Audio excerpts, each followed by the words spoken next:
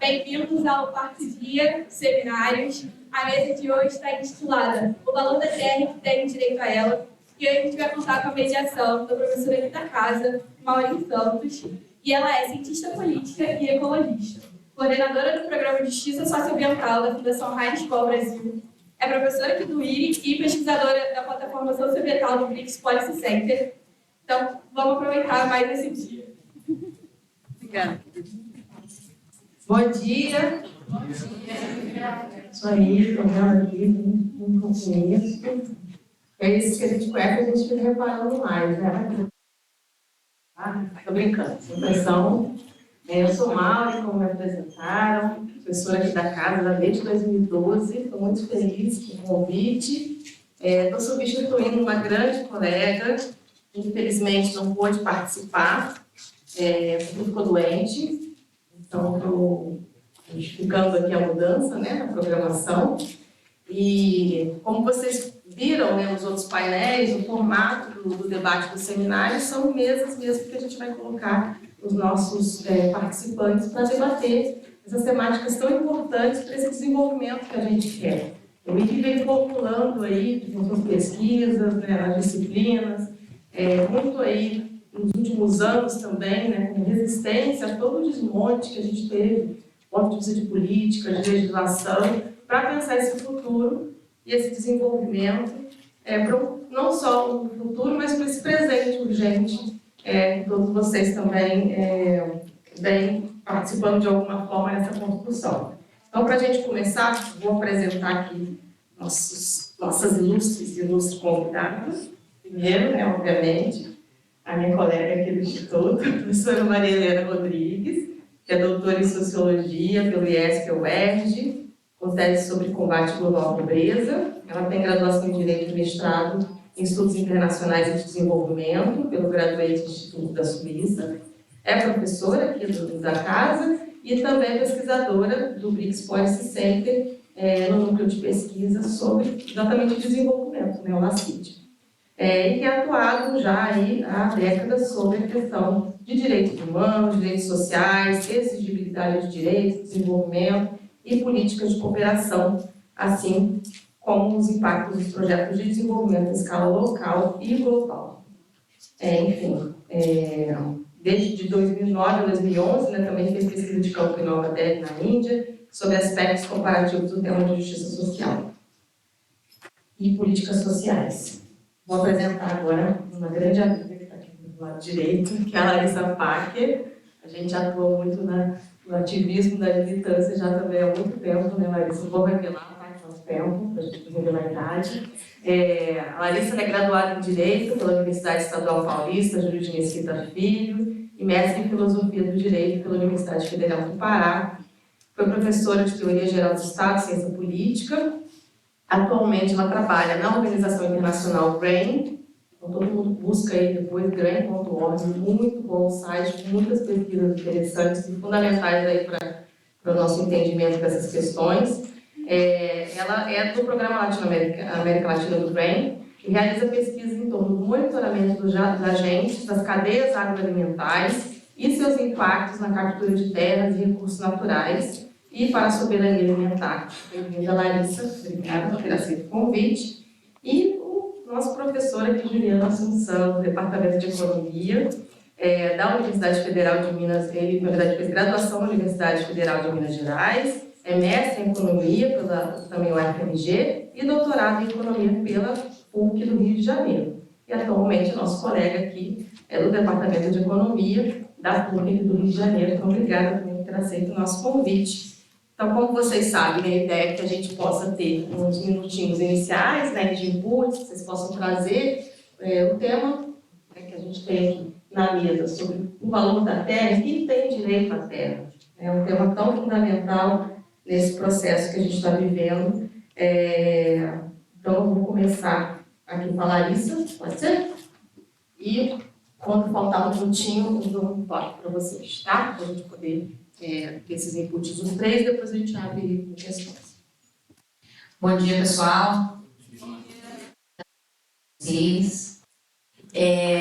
Eu, no GRAIN, acabo monitorando um pouco os fluxos de recursos internacionais, principalmente das finanças, em torno da cadeia agroalimentar internacional. E a gente pôde observar, desde 2008, mais ou menos, com a crise dos títulos podres das hipotecas nos Estados Unidos, o mercado financeiro teve uma crise importante e uma desconfiança muito grande sobre a capacidade do mercado financeiro realizar a gestão desse fluxo de recursos. Então, naquele momento, teve pelo menos 3 movimentos importantes. Nós tínhamos trilhões de dólares, hoje são 600 bilhões de dólares, mais ou menos 8 vezes o PIB mundial, que está aplicado no capital fictício. Nos Estados Unidos, para vocês terem uma ideia, das maiores fortunas acima de 20 milhões, 90% é aplicado no capital financeiro, só 10% em imóveis. Então, crise de sobrevalorização sem um lastro real. E por que isso? Olha ali, um presente urgente. Menos 15 anos, existe uma narrativa global de que nós estamos... Tem um pensamento catastrófico. Se nós não tomarmos ações imediatas, ou seja, o futuro já chegou, como se nós não tivéssemos mais capacidade de optar entre a ação A, B ou C para que nós consigamos construir o nosso projeto de vida. Nós temos uma única alternativa, senão o mundo vai acabar. Aquele Sweet Tooth. Sweet Tooth? Assistiram, né?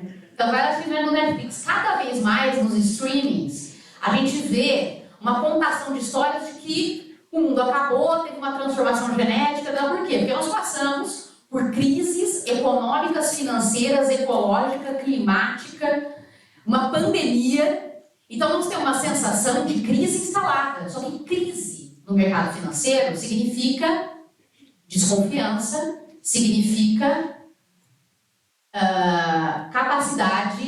incapacidade de gerar valor sobre valor, porque daqui a pouco tudo pode acabar. Cada vez mais, esse capital está procurando um lugar mais para ficar. Porque daqui a 1 minuto, pode ser que tenha fogos na Califórnia e acabe com tudo, ou aqui na Amazônia, e aí a bolsa de valores vai para cima e vai para baixo. E o dinheiro que você investiu, de repente, vira fumaça. Vide a crise recente com as bitcoins. Então nós temos bolhas financeiras para tentar dar conta disso, e o que eles estão fazendo? Procurando um lastro seguro. Que lastro seguro é esse, gente? Alguém consegue me dizer? Para onde esse dinheiro? Nossa, eu posso perder dinheiro amanhã. Aonde que esse lastro seguro pode existe? Qual é a coisa mais segura que tem para botar o dinheiro? Você sabe? Tem como? Algo?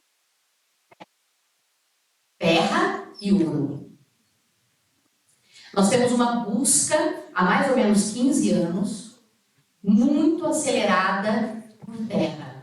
O Brasil joga um lugar central aí. Além da busca por terras, outras 2 coisas que eu vou terminar para... isso aqui não é uma palestra, tem que terminar agora. 2 coisas aconteceram. Busca acelerada por terras, o que no ambiente internacional nós chamamos de land grabbing, captura internacional por terras.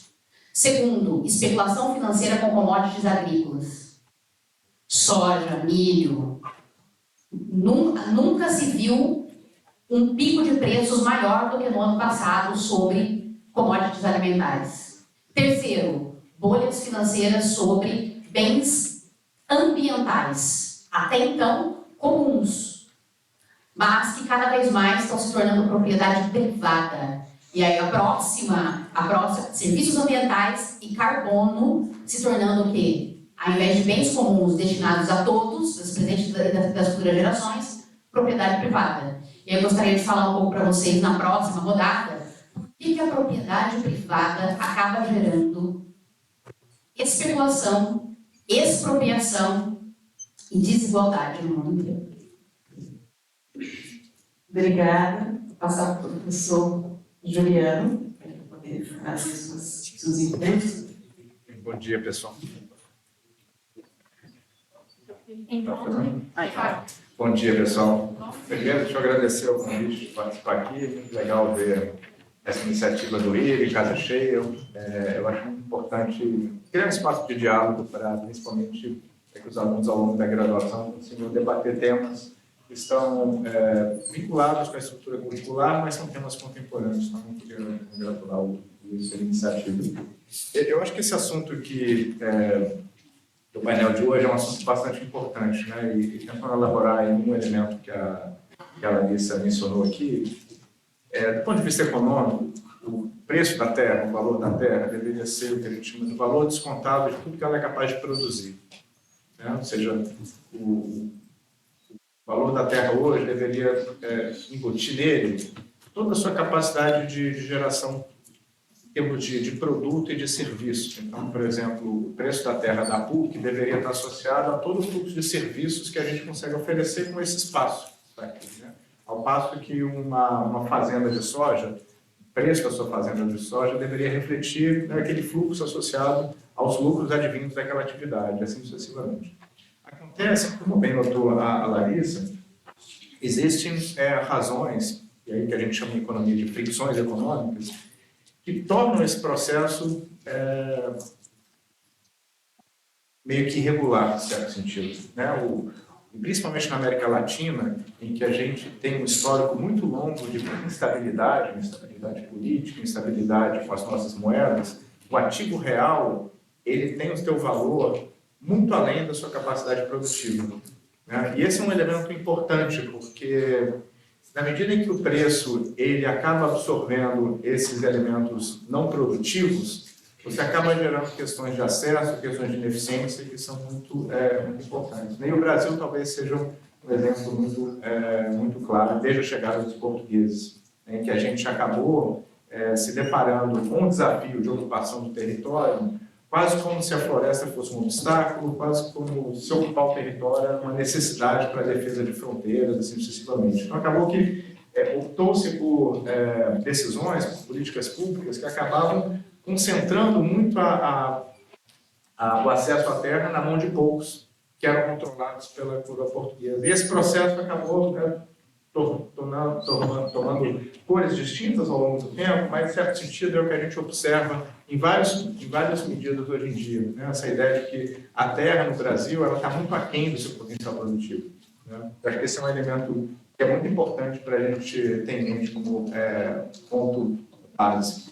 Um outro elemento que eu acho que é interessante é que, se você olhar a evolução da produção mundial de alimentos, uma vez eu fiz um trabalho usando os dados da FAO, é interessante que, se você olhar o que acontece globalmente, o mundo tem conseguido implementar um aumento constante desde 61, que é onde começa a série, na produção de alimentos. E essa produção de alimentos ela cresce de maneira muito constante, né, ao longo do tempo, desde 61, no mundo inteiro. Ou seja, nada de muito emocionante acontece, e além do fato de que é realmente incrível, né, que a sociedade consiga se organizar para produzir mais e mais alimentos.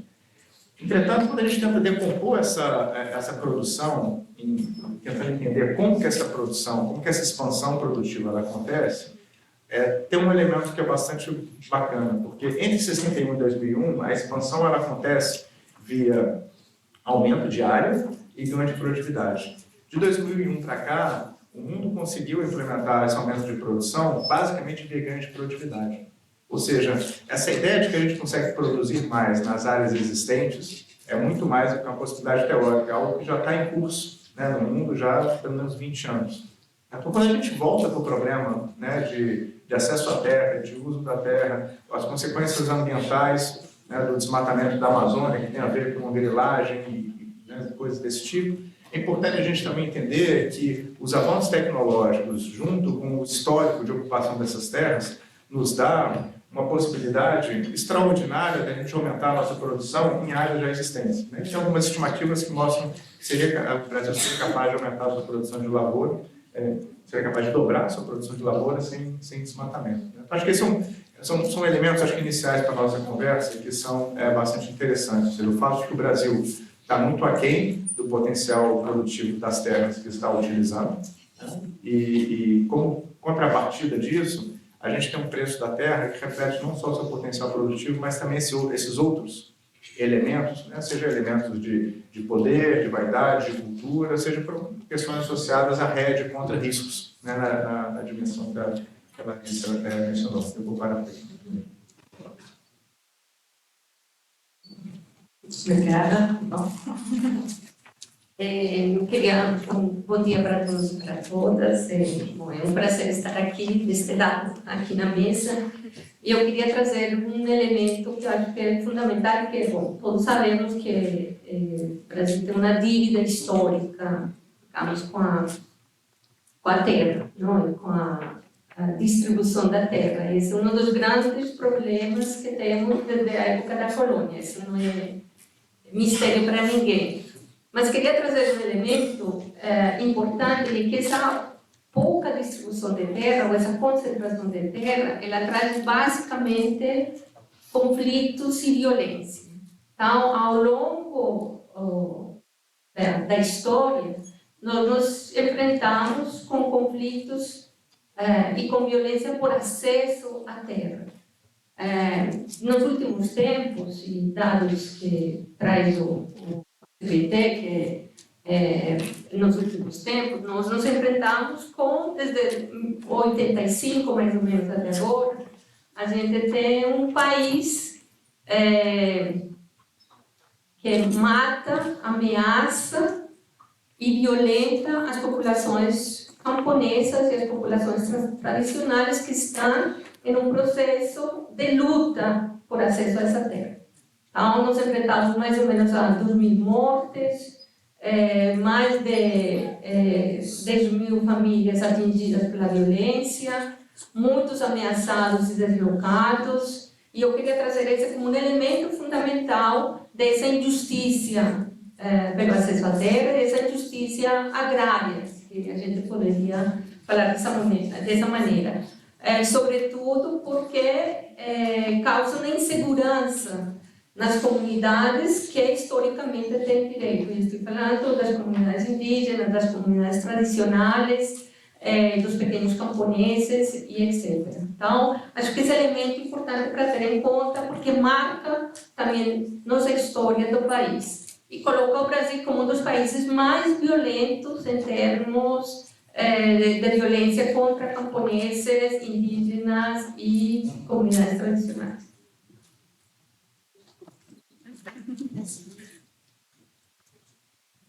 Obrigada, Maria Helena. Deixou uns minutinhos para a gente poder aproveitar aqui esse tempo e guardar para você, tá? Mais tempo no debate. E vocês trouxeram vários elementos já, né, de disparado, assim, de potencial. Estou guardando aqui a sua pergunta para você continuar.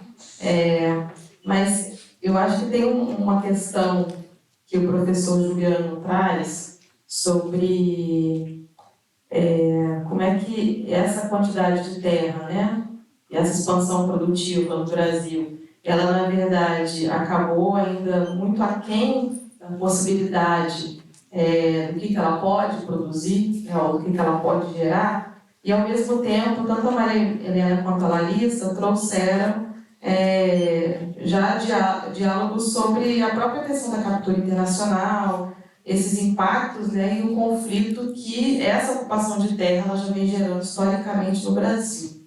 Então, também queria ouvir um pouco de vocês como é que é isso, né? Ao mesmo tempo, você tem toda essa terra disponível, mas você tem toda essa crise de acesso à terra, desigualdades muito profundas, não só no acesso, mas na forma como o Estado lida, dependendo de quem é o ator relativo a essa terra. Então, a gente está falando aí de corporações transnacionais, a gente está falando de empresas privadas, a gente está falando de verdadeiros coronéis, né, que historicamente têm, às vezes, acesso e mandam em estados, ainda em estados inteiros do Brasil.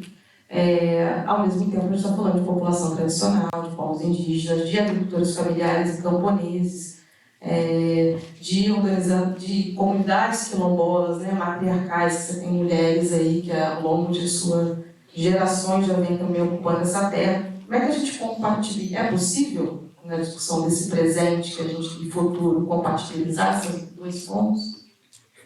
Então, a terra como propriedade privada no Brasil é muito nova, né, no mundo.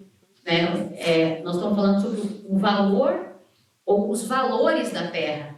Então, quando a gente pensa em terra, dependendo do ator, terra e território, para um Estado-nação, tem a ver com soberania. Para um agente privado, a terra, um produtor rural. A terra pode, e aí um produtor rural, vamos pensar assim, né, gente? Sujeito de direito, aquele que tem capacidade de adquirir e alienar um pedaço de terra como mercadoria, ou seja, a terra inscrita lá no cartório como propriedade privada. Porque a terra, ela também pode ser simplesmente ocupada ou usufruída, mesmo se você não tiver o título da terra. A Corte Interamericana de Direitos Humanos, ela recentemente, há mais ou menos 5 anos, 8 anos, ela reconhece que o artigo 21 da Convenção Americana de Direitos Humanos, que a Convenção ela não protege apenas a terra como mercadoria, a terra como propriedade privada, mas ela também deve proteger a terra como meio de produção cultural, espiritual dos povos e comunidades que com a terra sobrevivem. E que essa proteção jurídica não está baseada no título inscrito no cartório. Essa proteção jurídica está baseada na ocupação e no uso que esses povos dão.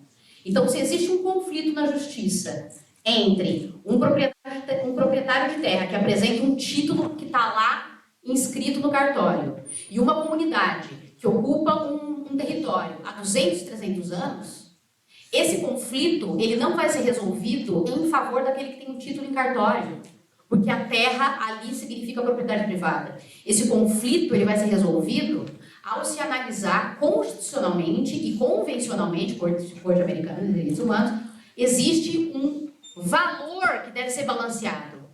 A terra como propriedade privada, ela deve ser protegida, se for legalmente adquirida e não mediante violência contra aqueles ocupantes. Se existe uma ocupação histórica dessa terra, de 200, 300 anos, a Constituição resolve. Essa ocupação, ela é privilegiada frente ao título de propriedade privada. Só em 1850 nós tivemos a terra vista como propriedade privada. Então, aqui no Brasil, ela é muito nova. A terra é um meio de produção. Mas o que eu quero dizer, para essas populações, a terra não é só um meio de produção econômico. Ela é um meio de produção integral da vida. É o meio pelo qual ele acessa os antepassados, as suas espiritualidades, a sua dimensão de mundo tem a ver com a ocupação daquele território. A água, a semente, a biodiversidade. Para um proprietário de terra um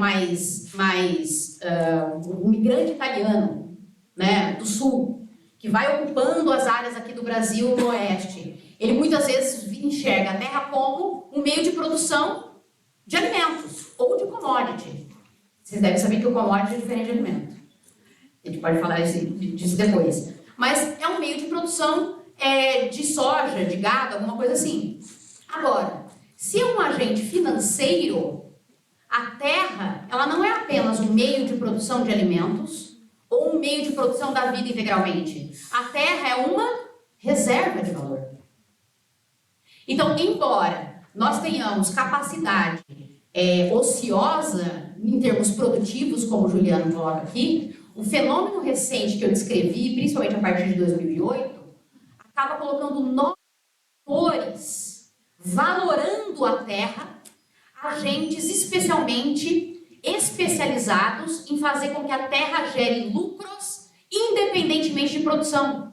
A terra se equiparando cada vez mais ou se aproximando de um ativo financeiro. E aí entram, por exemplo, outros usos da terra. A terra parada, por exemplo, que tenha só vegetação nativa em processo de reflorestamento, ou por conta de uma regulamentação dos serviços ambientais também como propriedade privada, aquela terra ela passa a ser valorada não só pela sua dimensão produtiva ou pela sua capacidade de produzir commodity. Se a soja está lá em cima, o valor da terra também vai para cima. Se os serviços ambientais, por exemplo, fogos na Califórnia, acabou com as florestas. Se existe um mercado ambiental sobre essas florestas, se eu acabo com a floresta e eu tenho vários títulos sendo comercializados numa bolsa de valores, o valor dessa terra vai aumentar ou diminuir? E eu acabo com a floresta. Quanto menos eu tenho uma quantidade de um bem, o valor dele aumenta ou diminui? Aumenta. Então, aí a próxima volta eu queria falar isso sobre vocês. Será que a propriedade privada é o melhor meio de a gente lidar com os conflitos pela terra? Eu vou passar essa pergunta. Faço para você depois.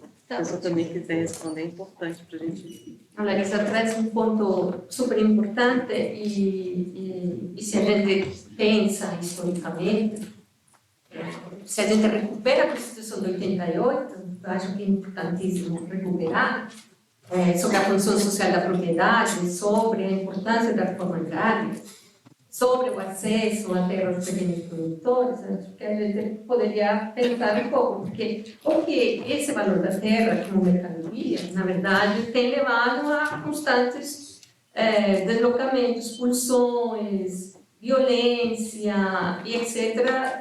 das comunidades, que na verdade usam a terra também como meio não só de subsistência, mas também de reprodução social e de reprodução da vida. E acho que isso é bem importante. Então, essa ideia de tirar as populações tradicionais ou as populações ou ampliar a fronteira agrícola, isso traz, claro, desastres totais para as populações.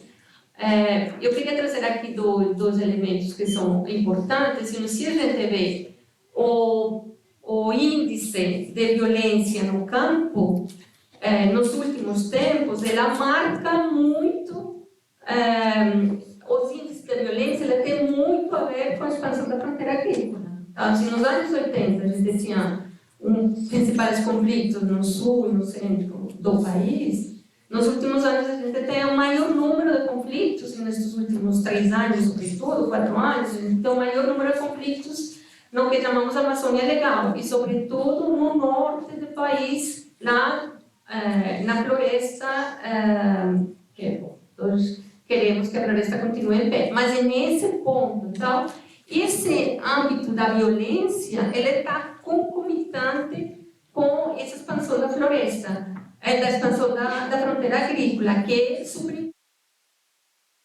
para latifúndio, para agronegócio, para grandes projetos, para o valor da terra, essa terra que está inexplorada, digamos, entre aspas, mas que tem tudo a ver com essa violência. Então, nos anos 90 e nos anos 2000, basicamente o Pará foi o centro das expulsões e da violência no campo. E hoje a gente está vendo que ela está subindo e aumentando. Não por nada que a gente tem todos os conflitos com terras indígenas, na terra Yanomami. E não é única e exclusivamente a questão do agronegócio, a questão da mineração ilegal. Então, é muito importante ver essa concomitância do valor da terra e dos conflitos sempre eles entrelaçados. Eu queria fazer uns comentários aqui. Acho que esse problema é super complexo, é importante a gente tentar distinguir alguns elementos, algumas questões. Né? Primeiro, acho que esse ponto da expansão da fronteira, que realmente é muito dramático, em particular na Amazônia.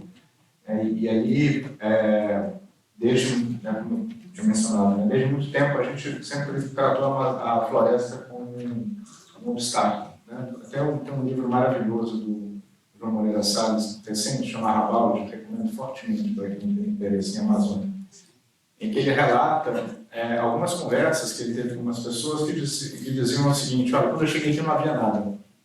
Ou seja, a pessoa chega na maior floresta tropical do mundo, diante da maior biodiversidade do planeta, e a conclusão é que eu cheguei aqui não havia nada, justamente por essa percepção. E essa expansão da fronteira, ela acontece num local, em particular, onde a capacidade do Estado é muito limitada. Então, na Amazônia, só para vocês terem uma ideia, só para botar os números em perspectiva, né? Se você somar toda a produção de lavoura do país, né, soja, milho, algodão, cana, né, mas somando toda a produção, tirando pecuária, você chega numa ordem de 70, 80 milhões de hectares.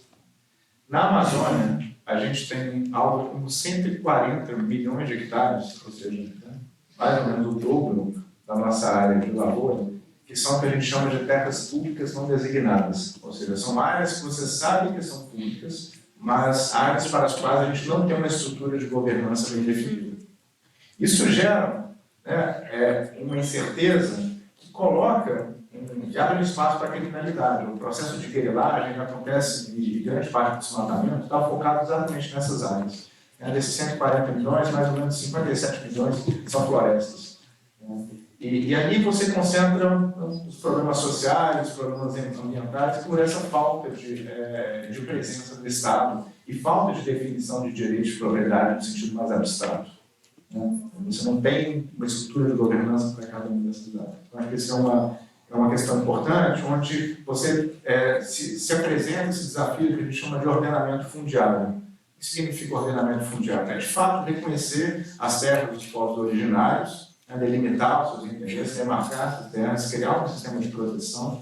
Para algumas ocupações que são legítimas, que estão ali há bastante tempo, produtores que chegaram em um determinado momento, uma chamada do Estado, que tem uma posse legítima da terra, que aquilo seja regularizado, tá certo? Você precisa de ordenar essa estrutura fundiária. Enquanto a gente não ordenar, essas questões, esses conflitos, eles vão permanecer. Eu acho que ali, de fato, existe um desafio de ordenamento fundiário que provavelmente vai ser resolvido com uma demarcação, reconhecimento de direitos dos povos originários, demarcação de terras públicas e, em alguns casos, a titulação de algumas ocupações históricas. E é ali que se encontra grande parte do problema. Para as áreas mais consolidadas do país, né, onde de fato você já tem uma estrutura produtiva mais organizada, a propriedade privada ela é bem vista, ela é bem-vinda, na meu ver. Né? Por quê? Porque ela promove essa dinâmica. Né? O produtor menos eficiente ele vai ser deslocado para o produtor mais eficiente, a coisa funciona um pouco melhor. Tá certo? Você pode ter questões sociais que estão no entorno disso, mas as questões sociais não estão necessariamente associadas intrinsecamente a essa lógica do mercado. Né? E eu acho que também é importante a gente pensar que esses mercados não são desregulados totalmente. O uso da terra no Brasil, acho que é importante a gente trazer essas questões de maneira mais concreta, ele está regulamentado pelo Código Florestal. Então, além de outras regulações. O Código Florestal foi o maior embate que se teve no Congresso Nacional, desde a Constituinte, em que a gente aprovou em 2012 esse novo Código Florestal, que faz uma série de concessões ali, mas é um arranjo social, e que a gente até hoje não foi capaz de implementar. E a implementação do Código Florestal talvez seja muito fundamental para que a gente consiga permitir com que essa dinâmica de mercado seja um pouco mais favorável, que hoje em dia não é. Então, eu diria assim, acho que a questão de propriedade privada é muito difícil a gente avaliar se a gente é contra ou se é a favor, porque depende do contexto. Né? Em alguns contextos, a dinâmica de propriedade privada, assim como a gente vê em vários outros elementos da economia, ele é extremamente benéfico, porque ele acaba gerando uma dinâmica, a gente não sabe se isso tem incentivos e tal, mas, por outro lado, não resolve tudo, responde todas as questões. Né? Em particular, na Amazônia, eu acho que esse desafio do ordenamento fundiário é um desafio que tem uma conotação social e ambiental muito forte. Então, só para terminar, a Amazônia, até o início dos anos 2000, ela era substancialmente mais segura que o resto do Brasil. A taxa de homicídio da Amazônia era mais ou menos 60% da taxa de homicídio do resto do Brasil. Hoje em dia, já está 2 vezes a taxa de homicídio de fora da região. Tá certo? Uma tendência que só cresce. Ou seja, toda essa estrutura de grilagem, de exploração de maneira ilegal, de garimpo legal, hoje em dia, tem conexões muito fortes com o crime organizado. Eu acho que a questão ali é essa questão de ordenamento fundiário, que é uma agenda complexa e densa, né? E eu acho que é importante a gente ir um pouco, dar um passo além, né, de tentar discutir se propriedade privada é bom ou é ruim, se resolve ou não resolve, porque essa questão acho que ela se apresenta sempre de uma maneira muito dependente do contexto no qual ela se insere. Né? E o Brasil tem vários contornos, né? São várias regiões, mesmo a Amazônia, você tem uma diversidade muito grande de situações. Né? É importante a gente reconhecer os desafios mais, no ambiente mais macro, mas também entender que eles vão ter contornos específicos, né, dependendo das regiões. Obrigada, professor.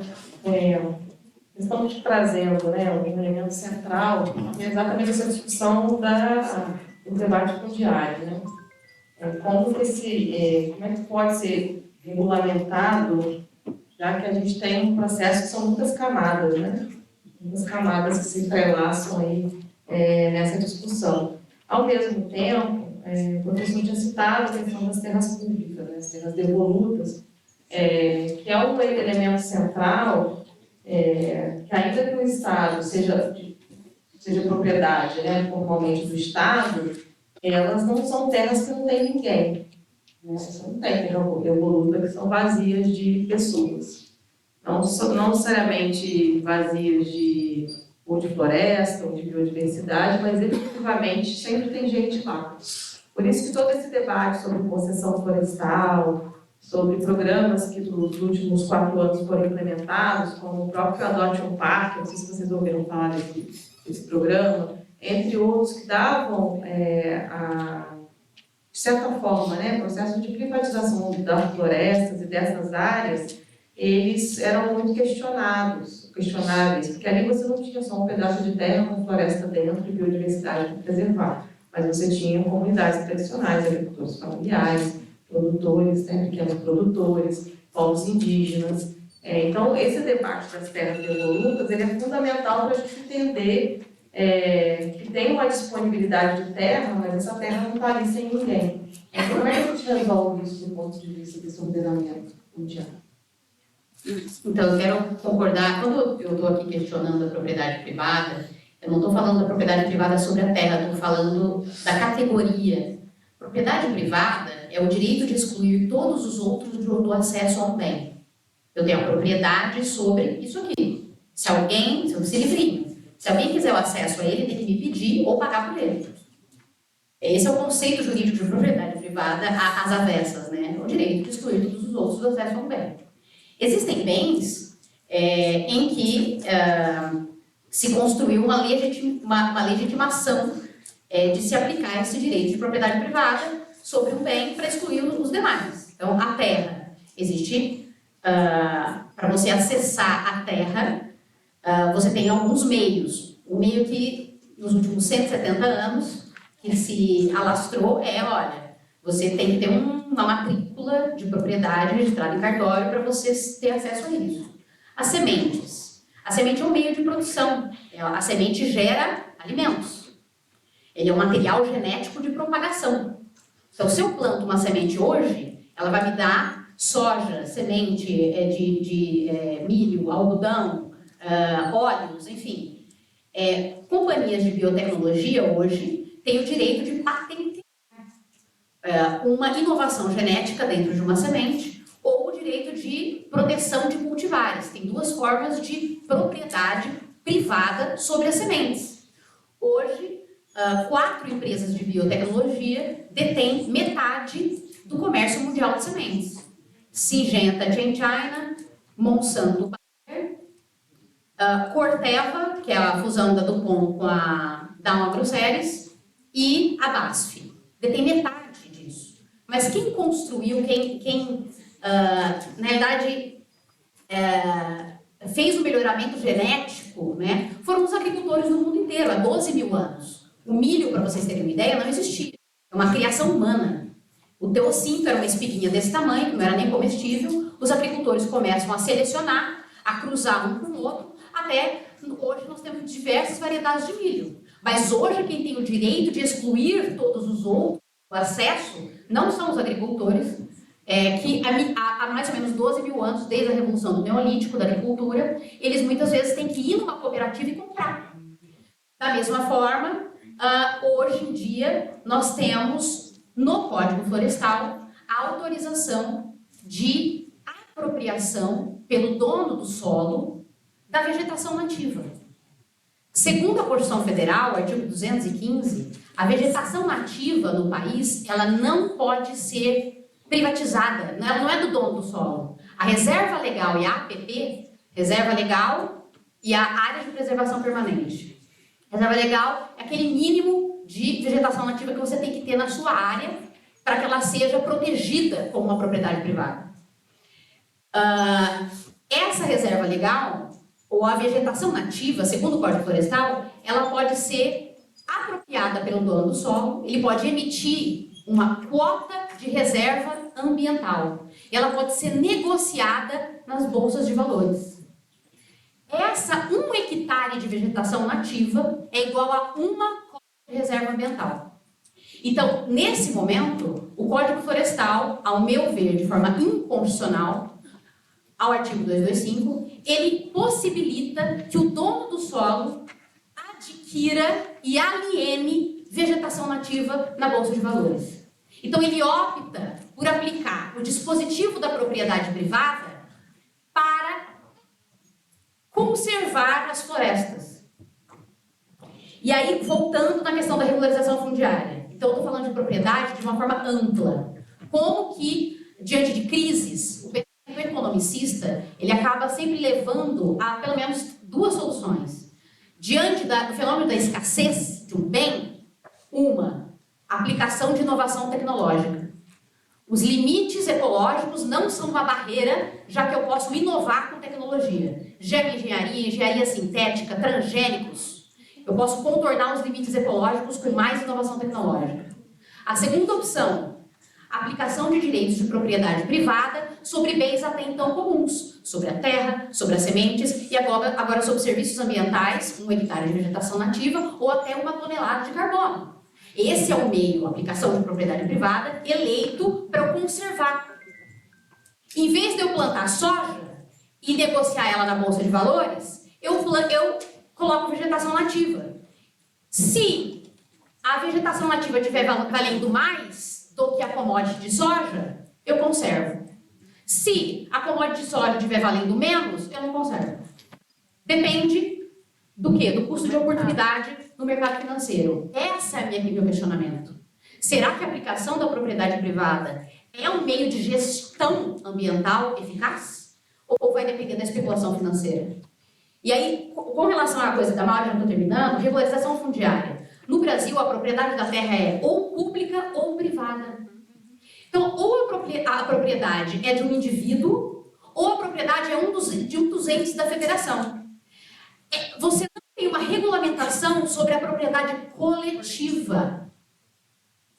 Só que nós temos vivência na América Latina de povos e comunidades tradicionais que se relacionam e se reproduzem com o meio há mais de 500 anos, muito antes do Estado moderno se consolidar na América Latina. Povos indígenas e depois com a vinda de negros, você tem diversas dinâmicas hoje, das quebradeiras de coco babaçu, dos fundos e fecho de pastos, das comunidades de apanhadoras de sempre viva. Tem milhões de comunidades, né, além dos indígenas, além dos quilombolas, que tem uma outra forma de relação com o meio, dá um título para ela.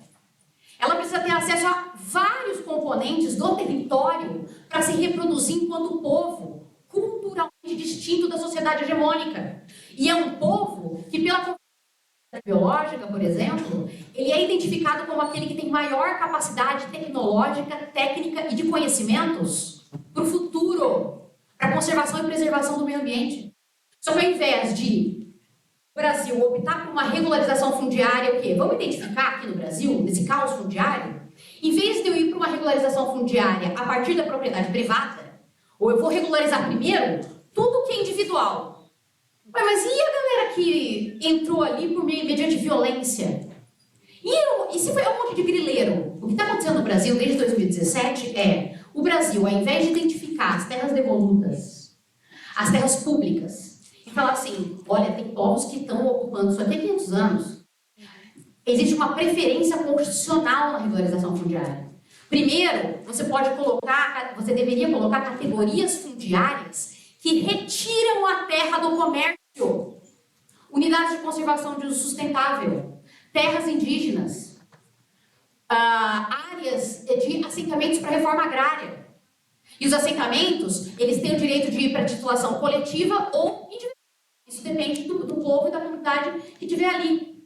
Então, existem áreas que você conseguiria explorar melhor o que é uma ocupação coletiva da terra, levando em consideração os valores para além do valor da propriedade como mercadoria. Mas o que vem acontecendo, pelo menos desde 2007, é um avanço muito grande da regularização fundiária a partir de títulos individuais. E isso significa que se eu não vier com política pública para ajudar aquele agricultor a continuar na terra, tem 600 trilhões de dólares a fim de abocanhar essa terra. Propriedade coletiva não pode ser alienada e nem dada em garantia. Terra indígena também não. Então o capital financeiro tem um problemão. Se eu for colocar uma unidade de conservação, terra indígena e assentamento de reforma agrária, não pode ser dado em garantia em troca de acesso a dinheiro do banco. Não pode ser alienada como qualquer outra mercadoria. PS, as áreas que têm maior quantidade de conservação e preservação são as áreas que estão sobre estas categorias fundiárias, que retiram as áreas do mercado do comércio. Professor, vou pedir também para você responder sobre essa questão da moderação territorial. Tá, acho que tem várias coisas aqui na interação. Vou só fazer um comentário sobre o Código Florestal. Aqui eu acho que a gente esteja colocando muito foco nessa coisa de propriedade privada e eu não sei qual é a consequência da gente ter essa perspectiva, né? Qual é a implicação disso para a ação, seja de política pública, para a ação nossa. O Código Florestal, só para fazer um comentário mais específico sobre o Código Florestal, aqui é uma coisa meio técnica, né? A cota de reserva ambiental, que está no Código Florestal, ela ainda não está regulamentada, algo que precisa ser regulamentado ao nível do Estado, né? O federal só dá o arcabouço, mas os estados têm que definir, e ela opera apenas no que se diz do excedente de reserva legal. Né? E ela não é transacionada na Bolsa, né? Efetivamente não é, mas em qualquer transação associada ao sistema das CRAs, o proprietário que a compra não pode desmatar aquela área. Né? Ela é simplesmente para poder compensar que os proprietários que têm um passivo ambiental vão comprar daqueles proprietários que têm um excedente ambiental. E aí, com isso, você consegue... Na verdade, eu acho que esse é um arranjo. Alguns estados estão até utilizando esse tipo de mecanismo para poder garantir alguns corredores ecológicos. Então, assim, acho que tem um uso bem interessante dessa história. Eu acho pouquíssimo provável que isso vai gerar algum dano. Eu acho até pouco provável que esse plano seja regulamentado, seja implementado de prática, porque tem um custo de transação enorme. Mas, definitivamente, o que está na legislação, você não pode converter as áreas associadas a uma cota de reserva ambiental para que não podem ser desmatadas. Definitivamente, isso não é possível. Sobre a agenda de ordenamento fundiário, eu acho que a gente está mais ou menos na mesma direção, né? E aí eu acho que tem um risco, porque, principalmente nos últimos 4 anos, a gente viu um ímpeto muito grande, que se diz regularização fundiária, na verdade é o reconhecimento de uma série de invasões ilegais que aconteceram mais recentemente.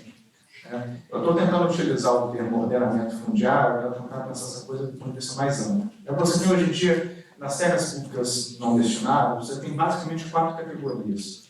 né? E aqui essas 4 estão em 2 grupos. Tem um grupo das florestas, né, das áreas que são ditas florestas. Aí parte dessas florestas são o que a gente chama de florestas cadastradas, que estão basicamente prontas para serem destinadas. E ali, unidades de conservação em terra indígena são destinos muito naturais para essas áreas, né? E tem o que se diz de florestas não cadastradas, cujo próximo passo seria o de cadastramento. Então, isso aqui dá conta de 57 milhões de hectares, de acordo com a estimativa de uma instituição chamada IPAM, Instituto de Pesquisa do Meio Ambiente. O restante são ocupações. E aí, ocupações são muito mais complicadas, porque, né, como foi dito pela Larissa, é importante a gente distinguir o joio do trigo. Né? Aquelas pessoas que estão ali ocupando aquelas terras já, né, há dezenas, né, centenas de anos, e para invasões recentes. E aí é o grande desafio dessa história, né? Agora, é um problema que precisa ser enfrentado, porque a gente precisa de dar segurança jurídica para quem está lá e precisa de punir aqueles caras que ocuparam essas áreas de maneira ilegal. E mais do que isso, ao punir, ao dar esse passo, a gente acaba mandando um sinal importante para aqueles que estão desmatando e invadindo ainda hoje, né? Então, acho que essa agenda é importante, mas você vai encontrar de novo, né, soluções muito distintas para cada um dos problemas, né? É muito difícil a gente, né, colocar contra ou a favor um determinado dispositivo de uma estrutura de governança, de uma estrutura institucional, do ponto de vista tão abstrato, né? Então, acho que é importante a gente reconhecer que cada um desses problemas vai exigir uma certa atuação estatal. E tem muito espaço para a atuação estatal nessa parte.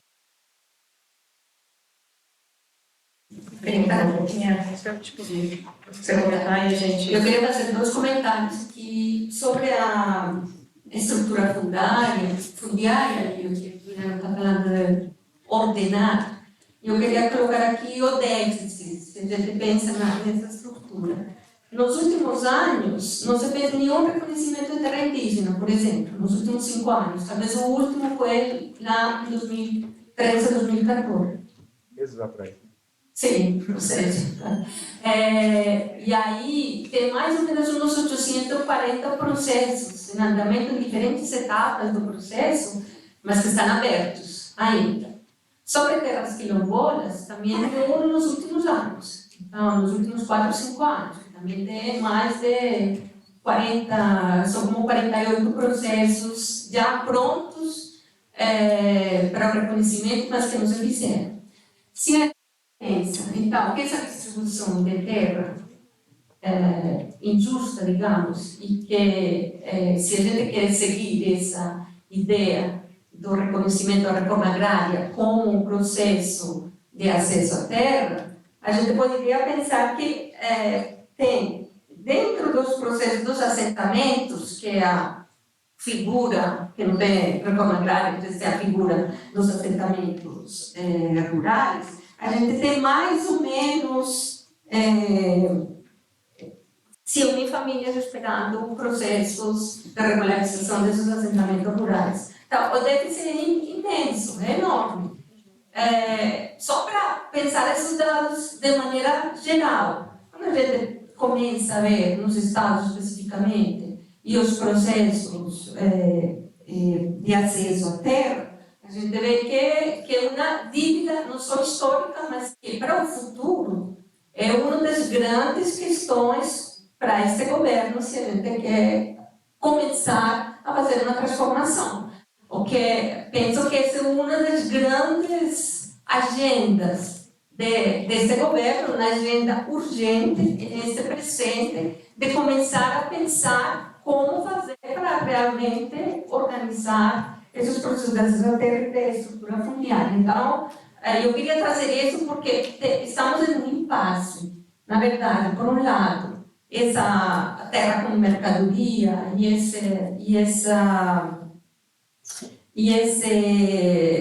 esse latifúndio que já está também, não é o latifúndio tradicional, é o latifúndio que está mediado pelas multinacionais, pelo sistema financeiro, e esse déficit é enorme. E eu queria trazer o último ponto fundamental, que é a discussão sobre terra hoje, ela está ela foi capturada politicamente. E capturada politicamente pela política ou pelos partidos políticos. Então, ele falar de acesso à terra, reforma agrária, etc., etc., isso se traduz como sempre, se traduz em uma grande discussão dos partidos de esquerda contra a direita. Ou seja, a gente polarizou, e muito polarizou no governo passado, essa discussão. Eu acho que a gente tem que transcender, retomando esse uso da função social da terra. Obrigada. E aí, complementando a Maria Helena, para a gente abrir aqui para questões, no dia 13 de maio, acho que foi sábado, né? Foi um dia nacional de denúncia sobre o racismo no Brasil, o dia que foi assinado a Lei Áurea, a CONAC, que é a Coordenadora Nacional dos Povos Quilombolas do Brasil, divulgou um estudo que foi produzido pela Terra de Direitos, que aponta um dado, né, que acho que fica claramente mostrado como que essa dívida histórica ainda, efetivamente, ela não é levada em consideração. E se for seguir, manter nesse atual ritmo de regularização fundiária dos territórios quilombolas do Brasil, seriam necessários 2.188 anos para titular integralmente os 1.802 processos abertos no INCRA atualmente. A gente tem já, desde o início do reconhecimento dessa titulação em 1988, somente 53 territórios titulados parcial ou totalmente. Então, a gente efetivamente está muito longe, né, de realmente fazer a reparação dessa dívida histórica. Eu vou abrir para 4, 5 intervenções máximas, porque a gente tem um limite aqui de horário para poder dar tempo de voltar aqui para fazer mais um debate. Comentários, perguntas. Aqui a professora Isabel já levantou a mão. Tem mais? Vou pedir ajuda aqui para passar o microfone. Eu vou anotando aqui, tá bom? Enquanto a professora Isabel faz essas questões. Obrigada pelas falas. Acho que vocês trazem problemas muito desestabilizadores e para os quais as respostas, claro, são extremamente complexas. Então, eu queria tentar conectar um pouco com algumas das discussões que a gente veio fazendo nos últimos dias. Uma delas justamente a respeito do papel do agronegócio no país nesse momento. E alguns dos dados que o Paulo e a Elizabeth, por exemplo, trouxeram na sexta-feira, assustam bastante. De novo, não são dados surpreendentes, a gente tem acompanhado esse crescimento, mas tratava-se da bancada ruralista. E hoje ela tem uma quantidade absurda de deputados e senadores, né? Acho que, se eu não me engano, se eu anotei corretamente, 300 deputados de 513 e 53 senadores de 81. Num país 85% urbano, né, em sua população. Então, eu acho que boa parte das possíveis soluções pautadas, de qualquer forma, passa por esse filtro triturador, né, de uma bancada ruralista, imagina. E aí eu queria, de repente, ouvir um pouquinho de vocês sobre como vocês veem as possibilidades colocadas diante desse tabuleiro político. Né, que, independente de quais sejam as soluções ideais ou melhores, o que hoje está sendo possível pautar nesse cenário. E, em segundo lugar, relacionado a essa pergunta, justamente tentando aí combinar uma visão do que os três trouxeram, o que há de possibilidade em termos de propriedade coletiva, de repente, com relação às tecnológicas sendo avançadas para aumentar a produtividade dessas terras. E aí eu sei que o CPI, que o Juliano coordena, está trabalhando muito nessa frente, de como aumentar a produtividade aliada com o combate à mudança climática, mas eu pergunto, e aí por desconhecer mesmo o tema, o que pode ser feito em termos de propriedades coletivas nesse sentido? Né? Quão acessíveis são esses avanços tecnológicos ou essa frente, né, para, por exemplo, comunidades que tenham interesse em se engajar com esse tipo de solução? Obrigada. Obrigada, professora Isabel. Mais alguém?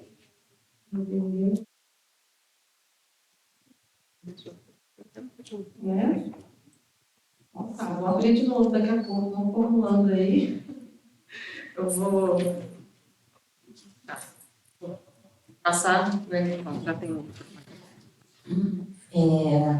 Não, rapidinho, só sobre as CRAs, a cota de reserva ambiental, ela foi regulamentada por decreto federal. Existe um mercado já sobre as CRAs, na B3, que é a antiga Bovespa, e também na BVNil.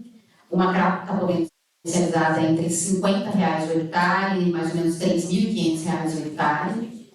E, óbvio, que aquele que desmatou a sua reserva legal ele tem algumas formas de compensação, né? Uma delas é comprar 1 hectare de vegetação nativa, que é representada por uma CRA, e uma dessas bolsas de valores ou de balcão organizado que já está em funcionamento.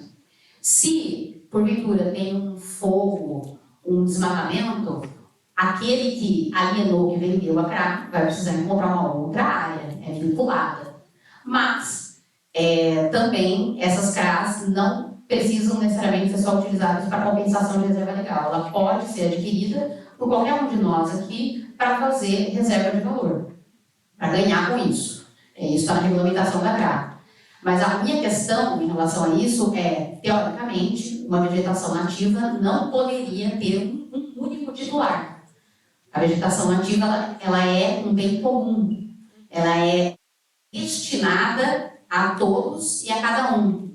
Ela não poderia ser titularizada por um só sujeito de direito, pelo dono do solo, porque ela está dentro do regime jurídico dos bens comuns. Eu estou chamando a atenção para esse presente urgente. A questão será que o avanço para um futuro diferente está em, de novo, a gente apostar tecnológico a partir da propriedade intelectual? A professora acaba de falar, existem propriedades coletivas, então a gente viu que existem vacinas que foram disponibilizadas a nós para sair da pandemia, mas existe uma disputa internacional de patentes que viabiliza acesso até hoje à África,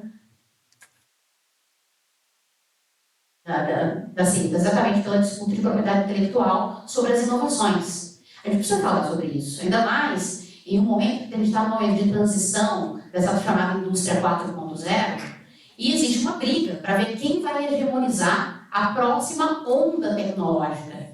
Diante de crises, quando a gente faz uma narrativa de crise, a gente vem em solução. Quem são eles que estão vendendo as soluções? Quem são os donos dessa nova tecnologia? As Big Tech, as grandes da tecnologia, já é um lugar super hegemonizado, oligopolizado. Amazon, Facebook, Meta, agora, estão aí sendo as empresas que conferem infraestrutura digital para a gente fazer até uma chamada de Zoom. O WhatsApp hoje, ele não é só uma rede social de discussão, ele também tem uma moeda, você consegue comprar a partir do WhatsApp. Então existe aí uma discussão a ser feita.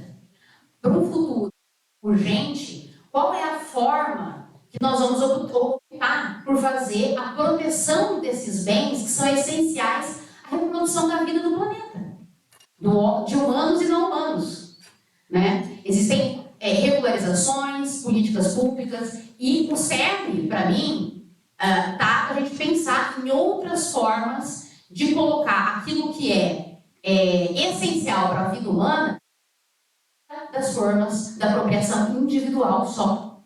Existem formas da propriedade privada, existem outras formas para além disso, e do comércio. Eu não preciso pegar um bem, botar no mercado e circular como uma mercadoria. Existem outras categorias fundiárias aptas a fazer isso. Só para terminar, hoje existe uma disputa fundiária digital em torno do cadastro ambiental rural. Se a gente pega 18 bases públicas de dados entre o que é floresta pública hoje, o que seria terras devolutas, que é muito difícil de identificar, mas existe o Atlas Agropecuário Brasileiro, que é uma parceria da Exalc com o IFAM, o Geolab. Eles colocam, né, quem são os proprietários do Brasil hoje, né? E eles pegam 18 bases de dados, a base da FUNAI, das unidades de conservação, das florestas públicas, cruzam isso e falam, olha, mais ou menos 43% do Brasil hoje é privado. A maioria é pública. E diversas categorias fundiárias. desde unidade de conservação, terra indígena, que seria mais ou menos 13% de homologadas e não homologadas, ou terras de comunidades tradicionais, enfim. No cadastro ambiental rural, em vez de ser 43%, está lá 76%, dados de 2018. Então, as pessoas acabam colocando lá, como se fosse sua, terras devolutas. Porque estão querendo grilar a terra via digital. O CAR é um dos documentos fundamentais para a regulamentação fundiária no Brasil hoje. Então, chamando a atenção para como nós vamos fazer para que realmente a terra, a água, os bens fundamentais para a reprodução da vida possam ser preservados o possível, né? Ao invés de a gente tentar regularizar, avançando com a exclusão de todos os outros do acesso à terra, existem outras formulações possíveis que estão em andamento e que são responsáveis hoje pela conservação.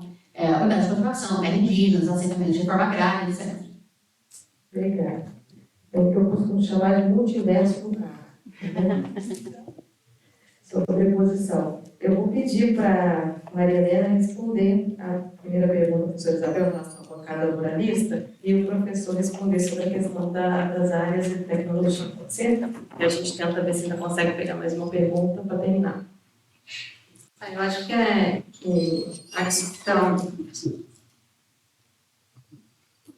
Eu acho que a questão política é o grande desafio que este governo tem. A bancada ruralista que tem muita força, que tomou muita força nos últimos anos. E, sobretudo, que se legitimou tanto no Congresso como fora do Congresso. Ou seja, essa narrativa ruralista do agronegócio, ela ficou muito forte dentro e fora da política, se a gente poderia falar que tem dentro e fora.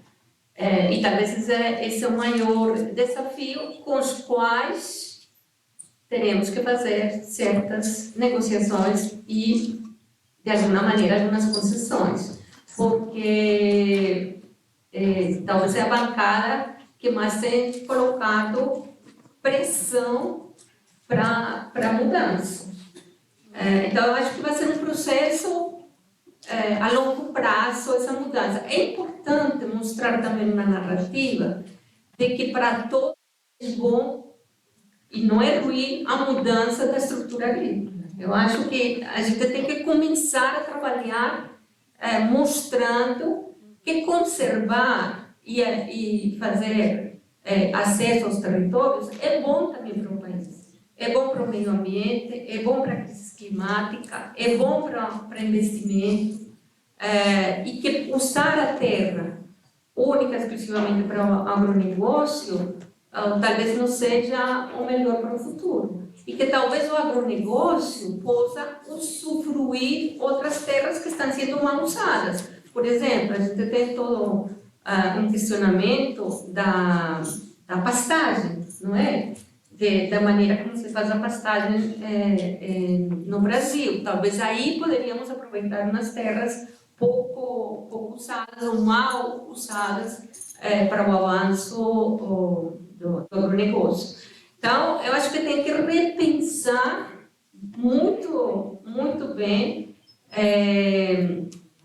a terra, qual é a função da terra, o que queremos com a terra, e não vendo única e exclusivamente a terra como um bem de mercadoria, sino a terra como um bem essencial para uma agenda de futuro.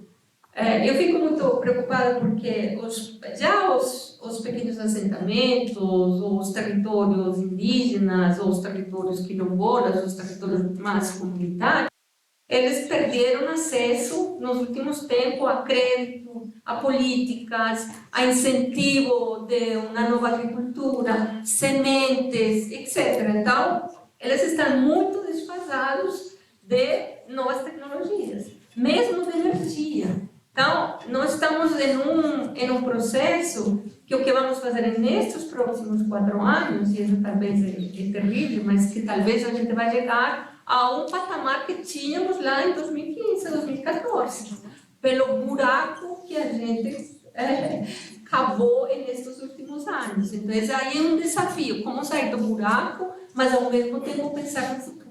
Acho que estamos em um impasse Mas esse base, talvez, se a gente pensar qual é a agenda real, fundamental, se a gente prioriza essa agenda, a gente pode chegar. Bem, sobre inovação tecnológica, eu queria voltar um pouco ao ponto dos investidores internacionais, das grandes empresas, porque eu acho que no caso da crise do clima, e para esse problema que a gente está analisando aqui, acho que tem um espaço a ser ocupado por esses investidores e tem se manifestado. Né? Existe uma discussão que já começou já há alguns anos por parte do Financial Stability Board, que é o regulador dos bancos centrais, que dita, né, o ritmo das mudanças regulatórias dos diferentes bancos centrais do mundo afora. E hoje em dia isso é uma discussão que já está presente em vários bancos que estão olhando principalmente para as áreas tropicais de países como o Brasil e olhando para o risco reputacional dos seus investimentos, né, em áreas que estão sob risco. E também o mesmo acontece com grandes empresas que são listadas em bolsa, que são muito expostas a notícias e seus valores, né? Então, são muito dependentes de escândalos aqui ou ali. O que tem acontecido é que elas têm tentado evitar problemas, né?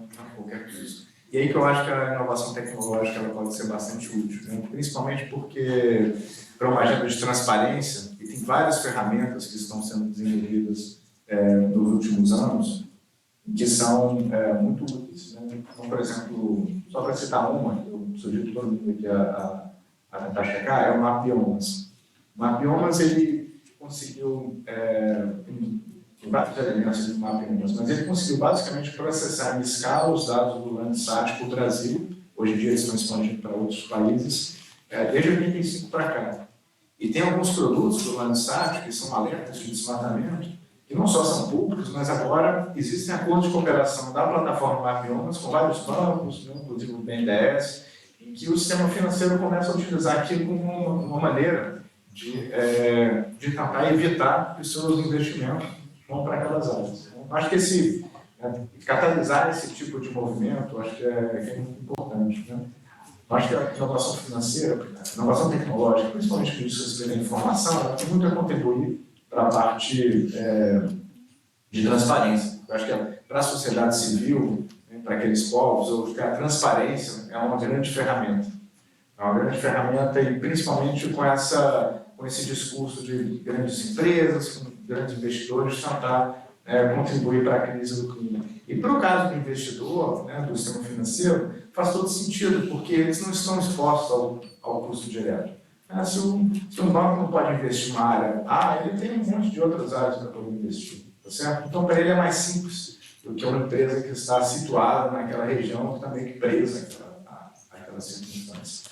Então, acho que a gente pode fazer um mundo disso. Agora, eu também concordo que essa relação entre inovação e competição é uma relação intrinsecamente complicada. É muito difícil a gente gerar inovação sem prover ganhos para aqueles que estão investindo pesadamente, né, na geração daquela inovação, e uma vez que a inovação está estabelecida, como foi o caso das vacinas, você acaba gerando esse problema de acesso. Então, esse é um problema econômico para o qual ninguém nunca conseguiu encontrar uma solução. A gente sabe que essas coisas caminham juntas, e por isso que é importante os reguladores, que o Estado esteja presente e atento. E as novas tecnologias, né, as grandes inovações, principalmente na área digital, que ganham uma escala absolutamente extraordinária e penetra muito rapidamente na vida de todos nós, é algo que requer muita atenção do ponto de vista do poder público. Né? Mas é um debate muito amplo e muito contemporâneo. Eu acho que é muito interessante, né, para quem está começando a sua vida profissional agora, se conectar nesse debate, que é um debate do ponto de vista intelectual riquíssimo e que vai afetar as nossas vidas ao longo dos próximos anos, mas para o qual a gente não tem uma solução muito bem definida. Né? A inovação requer traz consigo esse desafio, né? E eu acho que, mas também traz consigo, né, um monte de coisa, várias coisas maravilhosas. Né? E para o caso particular do acesso à terra, já está sendo, né, um avanço extraordinário no que diz respeito a essa agenda de transparência. Hoje em dia é possível, por exemplo, saber a soja que chega a cada país da Europa e qual é a fazenda na qual ela foi produzida. Né? São plataformas de domínio público que oferecem isso. né? Então, isso dá visibilidade, dá capacidade da sociedade civil monitorar, de chamar atenção, tem uma série de mobilizações que são basicamente possíveis devido a esses avanços tecnológicos. Eu acho que é algo que veio para ficar, eu acho que muito tempo. Inclusive, comunidades tradicionais têm esse projeto em andamento de conectar todas as tribos indígenas, por exemplo, da Amazônia na internet. E esse projeto está andando a passos largos. Então, acho que tem coisas interessantes a serem acompanhadas por isso. Obrigada. Vou abrir muito rapidinho. Então tá, só vou conseguir abrir um, porque a gente está no nosso tempo. Então, por favor. Não.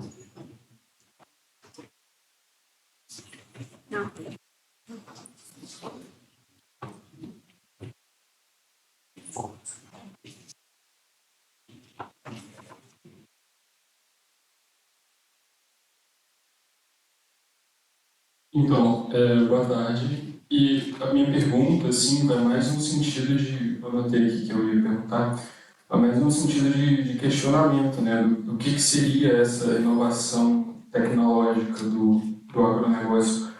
Na verdade, tipo, quem se aproveita, né, dessa inovação tecnológica? Porque, na verdade, o agronegócio, principalmente o brasileiro, né, ele é de uma automação e de uma sofisticação assim, que não existe em outro lugar do mundo. Por exemplo, o processo de extração em massa de leite nas fazendas do Brasil é uma coisa assim, que não existe nem na Europa. Assim, uma tecnologia usada, uma utilização infinita de recursos e a gente não vê, né, assim, os resultados, a população não vê. A gente pensa a inovação tecnológica para o agronegócio, que inclusive é financiada muito pelo poder público brasileiro, por bancos como, por exemplo, o BNDES, mas que na verdade a gente pensar vai talvez possibilitar uma automação para a gente poder produzir mais em terrenos menores, mas na verdade só aumenta, né, esse monstro que é o agronegócio brasileiro, extremamente goloso e egocêntrico, que vai, se possível, absorver todas as riquezas do país para si só, para exportar cada vez mais commodities, e a gente nunca vai ver, né, essa inovação e essa tecnologia vindo em benefício para nós mesmos, né, voltar para o povo brasileiro. Né? Por que essa tecnologia existente, que é muito sofisticada, né? A gente pensa que não, a gente nem se dá conta, mas que são recursos muito grandes utilizados, por que eles não são voltados para, por exemplo, para uma fiscalização mais eficiente dessas áreas, né, de reserva ambiental e de comunidades indígenas e quilombolas? Para onde está indo o recurso destinado à inovação? Ele vai para quem? Ele vai para onde? Ele vai por quê? Né? Eu acho que a gente gasta o nosso dinheiro, nós pagadores de impostos, manda para o banco, para o BNDES, os bancos também de desenvolvimento, e eles vão, né, com esse propósito de supostamente melhorar o agro e poder produzir mais e melhor, mas que a gente não vê o resultado disso. Né? Então, é mais uma questão de questionamento, né, de que inovação é essa que nós produzimos e que inovação nós queremos para o país.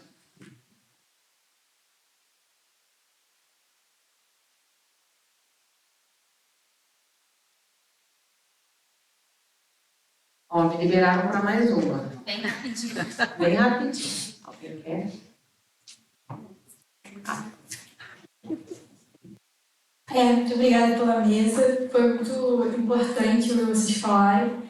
A gente vem debatendo sobre o papel do agronegócio no país, como reindustrializar com sustentabilidade. E o que eu tenho percebido muito recorrente é que esses temas ainda são um pouco afastados da população geral, ainda mais porque a gente está no meio rural, né? Urbano, desculpa, porque a gente não fala tanto do meio rural.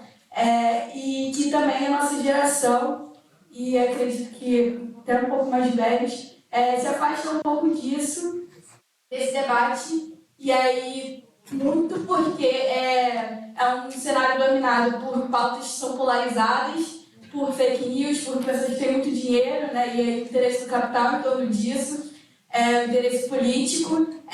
Então eu queria que vocês falassem um pouco sobre a importância disso virar um debate maior, sobre o engajamento de movimentos sociais, o que a gente pode fazer para engajar mais e, não sei, fazer nossa parte, levantar essa pauta, né? É isso. Muito obrigada. Obrigada. Eu vou passar para a palavra final. Antes, eu vou ter que fazer, gente, não consigo. Eu sou moderadora, mas tenho os meus comentários. Um deles, eu acho que tem muito a ver com isso. Todo mundo come aqui, não come? A gente não come, não come? Acho que não está todo mundo comendo no hambúrguer de laboratório, não, né? Não, todo mundo come. Então, se todo mundo come, eu acho que essa questão que Débora trouxe é fundamental, né? Porque a gente não tem que se apartar dessa questão de como é que se produz, né? Porque aquilo não vem do supermercado, aquela bandejinha brilhante de carne, por exemplo, ela não vem ali do supermercado simplesmente porque alguém chegou ali. Ele tem toda uma história, ou quem é vegetariano, né, que come muita soja, cuidado, da carne come soja, né, e também com tudo que tem dentro. Então, assim, conectar essas questões é fundamental para a gente debater isso aqui, porque, no fundo, o que a gente come tem a ver muito com quem produz. E para a pessoa produzir, ela precisa ter terra, ainda. Né? Porque cada vez mais também tem uma revolução tecnológica, todo o debate aí sobre essa comida sem produção, né? Que também está nesse momento em curso. A inovação tecnológica ela é fundamental. A gente viu isso e ela vem de diversos saberes. Às vezes a gente conecta muito a inovação tecnológica somente a um saber patenteado, desenvolvido, muito sistema financeiro. Mas quando a gente olha os conhecimentos tradicionais, também tem muita inovação tecnológica. E a gente, no espaço dessa universidade, é muito importante também a gente trazer, né, essas questões que são fundamentais nessa construção dessa inovação.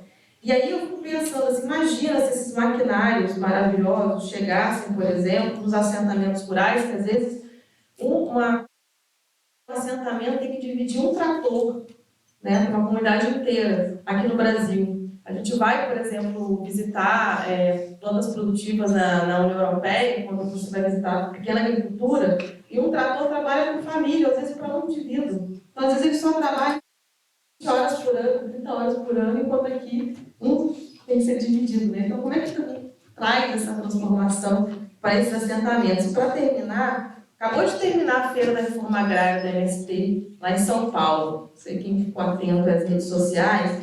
E assim, imagina se tivesse bastante trator, precisa ser trator adaptado para a agricultura familiar, para os assentamentos familiares, né? Para esse tipo de produção que a gente está falando, porque acaba também que a tecnologia ela é muito adaptada somente para um modo de que não é compatível com esse modo de produção tradicional e o agroecológico, né, as suas diferentes vertentes aí que cuidam também dessa terra e desse ambiente. E choca quando a gente vê os dados do resultado, de que foram 4 dias só, 5 dias de feira, quando a gente fala de 560 toneladas de alimentos que foram consumidos, né? E alimentos da agricultura familiar, da agroecologia, sem desmatamento, sem agrotóxicos, e uma série de outros elementos, né? E ao mesmo tempo, quando eles trouxeram 880 quilos de semente, 20 mil mudas, para fazer um trabalho de restauração e reflorestamento no estado de São Paulo. Então, tudo isso fora da política pública, né? Fora da política pública. Imagina como é possível fazer muito, muito, muito mais se a gente realmente tivesse uma reforma agrária de verdade nesse país e um ordenamento territorial que pudesse contemplar essas diferentes categorias que foram tratadas aqui, né? Então, para fechar, eu vi a gente está falando de futuro também, de presente. O que a gente pode, aí, que vocês fazem, né, trazem aí para a gente fechar o debate. E aproveito para pedir também o jabá de vocês, né? Divulga site, divulga roupa, para todo mundo conhecer também onde pode encontrar mais o que vocês vêm fazer, tá bom? Então, vou inverter a ordem. Eu vou ser muito rápida. Eu acho que a Débora traz uma questão bastante importante, e é como juntar as agendas. Acho que o que a gente está discutindo desde o primeiro dia do seminário, ela tem uma concatenação da discussão que se junta. Então, o agronegócio, com a terra, com as questões ambientais e com o futuro. Então, se a gente coloca essas agendas no mesmo lugar, no mesmo plano, a gente pode pensar um pouco que todas elas estão na mesma discussão. Me chama bastante atenção, e queria trazer aqui um elemento, de que a maioria das conquistas que se fizeram, desde a Constituição, pensar a função social da sociedade, pensar da terra, pensar a forma agrária, acesso à terra, todas elas foram basicamente por lutas sociais. Nenhuma chegou assim como uma dádiva ou um regalo para as pessoas, não foi como um presente. Então, eu acho que isso a gente tem que ter muito claro de que Juliana trazia agora a pauta da transparência e como monitorar, como fazer esse processo para estar sempre de olho no que está acontecendo, como ter muito clara as pautas e juntar a pauta urbana com a pauta rural, que é a mesma, e a gente não tem uma divisão, como a gente está todo o tempo ou ter capacidade de demandar mais direitos ou demandar que os direitos efetivamente sejam implementados. Então, eu acho que essa ideia de que não porque está no rural, não porque são a agricultura familiar, não porque são os indígenas ou porque são as comunidades tradicionais, não tem nada a ver comigo. Ao contrário, tem tudo a ver comigo, porque o que estamos discutindo na questão de ampliação da democracia, de ampliação da cidadania. Se a gente não trabalha de maneira coletiva e solidária, o país não vai avançar para um futuro. Então, pensar isso sempre nessa perspectiva. E começando com a tua pergunta sobre inovação, eu acho que inovação, em geral, ela está associada a uma de duas coisas, na minha opinião. Ou é a criação de novas coisas, de novos produtos, de novos serviços, que aumentam o bem-estar das pessoas, porque eles começam a fazer e ter acesso a coisas que você não tinha antes. Ou então tem que ver com a redução de preço, o custo. O que no caso de alimentos é extremamente importante, né? Porque como o alimento é parte das nossas necessidades básicas, ser capaz de produzir a um custo mais baixo, isso tem implicações sociais gigantescas. Então acho que esse é um caminho, eu acho que uma forma de pensar sobre a inovação do ano.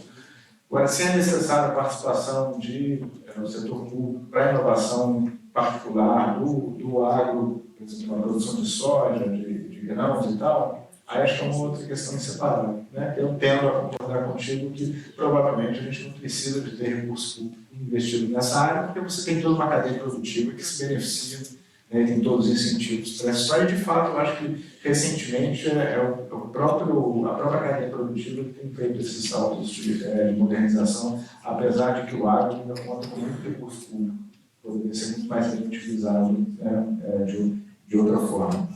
E acho que a pergunta da Débora, para mim, acho que é uma pergunta fundamental para vocês pensarem. Pelo que eu vejo, né, na atuação que eu tenho nessa área, existe, por um lado, um debate meio que ativista, que chama atenção para a relevância dos problemas, que é absolutamente fundamental. Sem esse ativismo estruturado, a gente não teria obtido os avanços que a gente obteve. Mas a gente precisa também de ter um grupo de pessoas que se dedique a criar massa crítica e entender os problemas com muita profundidade, para que a gente consiga caminhar e desenhar propostas para a gente aprimorar essas questões. E eu acho que essa é uma área que, particularmente no Brasil, a qualidade da massa crítica é muito limitada, né? A qualidade do debate público é muito limitada. Então, eu acho que uma maneira muito interessante de vocês pensarem como contribuir para isso seria, de fato, pensar em alguns desses temas e tentar fazer perguntas se isso é uma coisa que te interessa.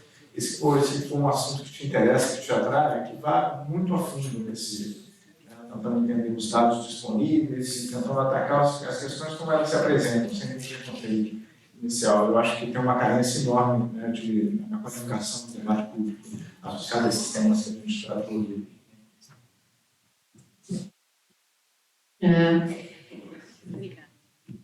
A indústria extrativa agrícola e minerária nos estados latino-americanos são grandes obras públicas. Muitos recursos da coroa e depois dos estados independentes, né? Nós temos uma estrutura fundiária, uma estrutura cambial, uma estrutura tributária que favorece a destinação de extensas áreas nesses países para exportação. Então, na América Latina, nós temos 1% de propriedades rurais que ocupam 51% das terras agrícolas. A América do Sul, ela tem o maior índice de Gini, o maior índice de concentração do mundo. Porque nós temos uma estrutura colonial que privilegia a extração de minério e a extração dos recursos da terra para, no caso do Brasil, esse complexo soja-carne. Né? Então, nós temos, assim, a lei que isenta, como é que chama a lei que isenta de exportação? Candir. Nós temos a lei Candir que isenta de impostos para exportação commodities agrícolas e minerárias. Nós temos uma estrutura cambiária, que não é de hoje, que favorece exportação. É muito melhor você vender para fora do que em dólar, um câmbio de 1 contra 5, do que você vender. Né? Nós temos uma estrutura colonial ao redor disso. Inovações, aí, Embrapa, etc. Está na hora de a gente começar a pensar em tecnologias sociais. A China vem fazendo isso há bastante tempo. Né? Tem inovações tecnológicas que elas não necessariamente, muitas das inovações tecnológicas que as corporações apresentam como suas, vêm de uma construção de 20 anos, 30 anos de universidades públicas. E aí falando, a gente precisa pedir um patenteamento para o retorno que nós investimos. Tem uma participação desde o início, os Estados Unidos sempre colocaram recursos públicos desde o início e depois acabam a edição genética agora, que está em tudo, vai virar a nova febre do pacote do Green New Deal, vão até vender edição genética como se fosse orgânico daqui a pouco. Isso vem de uma construção de anos, os transgênicos, enfim, do orçamento público dos países, que recentemente acabam sendo... Então, a gente precisa pensar inovação tecnológica para quem? Para a satisfação das necessidades de quem? Daqueles que realmente estão passando mais necessidades, né? Enfim, ou é para a satisfação das preferências de um consumidor imperial. Tem um modo de vida imperial. Tem gente que chega a falar que se os países se desenvolvessem como os Estados Unidos, nós já iríamos ter passado dos 2 graus há muito tempo. Como? Se os outros países não tivessem direito de se desenvolver. Sem pensar na desigualdade estrutural entre esses países. Que existe um modo de vida imperial de países do norte e pessoas que não têm acesso à carne nos países do sul. Então, se a gente não colocar nessa conta e a geopolítica, realmente o presente ele vai virar de novo ou farsa ou tragédia. Existe uma centralidade para a gente discutir aqui, gente. A centralidade é realmente diminuir a desigualdade. E se a gente não quiser, quem está se apropriando das riquezas, historicamente, nós não vamos partir para o futuro. Eu acho que é velho. É velho tratar o essencial como mercadoria. É velho, já deu. Obrigada, gente. Infelizmente a gente tem que acabar, né? Porque o debate foi muito bom. Amanhã é a última mesa do seminário, então é importante estar aqui para fechar todo esse debate sobre o futuro. Tem relação à transição energética. Então, espero todo mundo aqui. É isso, muito obrigada. Às 10 horas, não é isso? Muito obrigada, professor Juliano, professora Maria Helena, Larissa.